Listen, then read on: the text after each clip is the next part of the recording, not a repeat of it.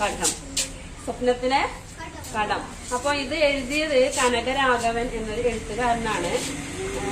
ഇത് പറയുന്നത് ഇതില് ഒരേ നോവലല്ല, 7 കഥകളുണ്ട്. അതിൽ 6ാമത്തെ കഥയുടെ പേരാണ് സ്വപ്നത്തിലെ കടം.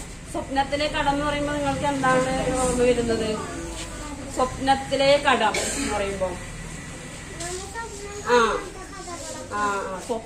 സ്വപ്നത്തിൽ കടം വാങ്ങുന്നതാണ്. അതായത് 6ാമത്തെ കഥ പറയുന്നത് ഒരു ദരിദ്രനും ഒരു ധനവാനും ഉണ്ടായിരുന്നു. ദരിദ്രന്റെ പേര് ചമൻലാല്, ധനവാന്റെ പേര് കനകറാം.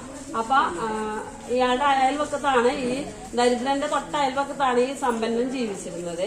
അപ്പൊ ഈ ദരിദ്രൻ സ്വപ്നം കാണുകയാണ് കനകറാമിനോട് പോയി പണം കടം വാങ്ങുന്നതും. പണം കടം ചോദിച്ചു. അപ്പൊ അയാൾ കൊടുത്തു കഴിഞ്ഞ് പണം കൊണ്ട് അയാള് ഇഷ്ടപ്പെട്ട മധുരപലഹാരങ്ങളും ഇഷ്ടപ്പെട്ട വസ്ത്രങ്ങളൊക്കെ വാങ്ങി ധരിച്ച് നിൽക്കുന്നതായ ഒരു സ്വപ്നം കണ്ടു. ഉണർന്നു കഴിഞ്ഞപ്പോൾ ആ മധുരപലഹാരത്തിന്റെ ആ മണവും രുചിയും കോടി വസ്ത്രങ്ങളുടെ മണവും അദ്ദേഹത്തിന് ഇങ്ങനെ അനുഭവപ്പെട്ടുകൊണ്ടിരിക്കുകയാണ്.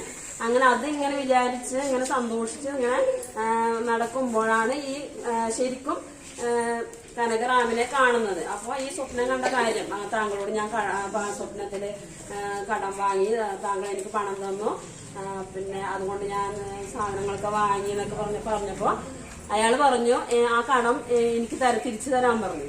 അപ്പൊ അങ്ങനെ പറഞ്ഞു കടം ഞാൻ തിരിച്ചു തരാനോ, ഞാൻ നിങ്ങൾ ശരിക്കും കടം വാങ്ങിയിട്ടില്ലല്ലോ എന്ന് പറഞ്ഞു. അപ്പൊ അങ്ങനെ അവര് തമ്മില് വഴക്കുകൂടി. അപ്പൊ അതിൽ അന്നത്തെ രാജാവിന്റെ സദസ്സിലെത്തി. അക്ബർ എന്നായിരുന്നു ആ രാജാവിന്റെ പേര്. രാജാവിന്റെ വിശ്വസ്തനായ ഒരു ഉപദേഷ്ടാവായിരുന്നു ബീർബൽ അതിന് പരിഹാരം കാണുകയാണ്. ആ പരിഹാരം കണ്ടത് എങ്ങനെയാന്ന് വെച്ചാല് അടുത്തുള്ളവരോട് കുറെ സ്വർണ്ണ നാണയങ്ങളും ഒരു കണ്ണാടിയും കൊണ്ടുവരാൻ പറഞ്ഞു. എന്നിട്ട് സ്വർണ്ണ നാണയങ്ങൾ കണ്ണാടിയുടെ മുമ്പിൽ വെച്ചു.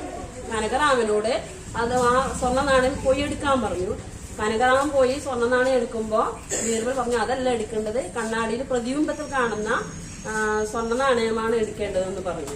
അപ്പൊ എങ്ങനെ അത് എടുക്കാൻ പറ്റും എന്ന് ചോദിച്ചു അയാൾ. അപ്പൊ പറഞ്ഞു അങ്ങനെ തന്നെയാണ് ചമൻലാല് സ്വപ്നത്തിലല്ലേ കടം വാങ്ങിയത്, അത് തിരിച്ചു തരാൻ പറ്റുമോ? അതുപോലെ തന്നെയാണ് ഇതും.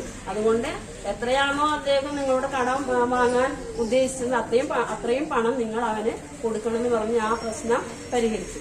അതുപോലത്തെ കുറെ കഥകളാണ് ഇതിലുള്ളത്. 7 കഥകളാണുള്ളത്. ബീർബൽ അക്ബർ ചക്രവർത്തിയുടെ വിശ്വസ്തനായ ഒരു ഉപദേശകനായിരുന്നു. എന്ത് പ്രശ്നം വന്നാലും അദ്ദേഹമായിരുന്നു രാജാവിന് പരിഹരിക്കാൻ പറ്റാത്ത കാര്യങ്ങളൊക്കെ ബീർബലായിരുന്നു പരിഹരിച്ചിരുന്നത്. അപ്പൊ അത് പിന്നീട് അത് കഥകളായി മാറുകയായിരുന്നു. ഇതിൽ പറയുന്ന കഥകളൊക്കെ സംഭവിച്ചതാണ്. ബീർബലിന്റെ ഈ കഥ മാത്രമല്ല വേറെയും കുറെ കഥകളുണ്ട്. ബീർബൽ കഥകൾ കൊണ്ട് വായിക്കാൻ കിട്ടും. ഇതൊക്കെ നമ്മളെ ചിരിപ്പിക്കുന്നതും ചിന്തിപ്പിക്കുന്നതുമായ കഥകളാണ്. അപ്പൊ 1ാമത്തെ കഥ നല്ല ചിത്രങ്ങളൊക്കെ ഉണ്ട്, അനുയോജ്യമായ ചിത്രങ്ങള്, അത്യാവശ്യം വലിപ്പമുള്ള അക്ഷരങ്ങളൊക്കെ അതിക്ക് അനുയോജ്യമായ ചിത്രങ്ങളാണ്.